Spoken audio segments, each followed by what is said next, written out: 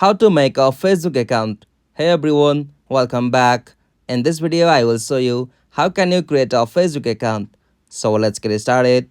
First, as you have to open Facebook app. After you open Facebook, from your at the bottom tap on create new account, and from your simply tap on create new account. From your provide your first name and last name. After that, tap on next. From your enter your birthday. After you enter it, tap on next. From your choose your gender.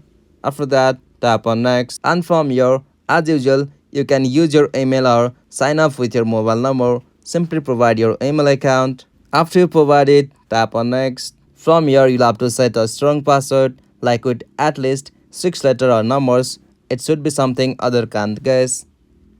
After you get your password, tap on next. From here, tap on I agree. And from here, confirm with the confirmation code that you will receive on your email account.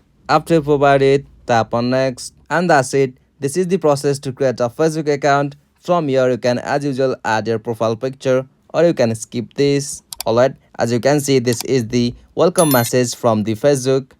If you found this video helpful, please don't forget to give a like and subscribe for more videos like this. Thanks for watching. Have a good day.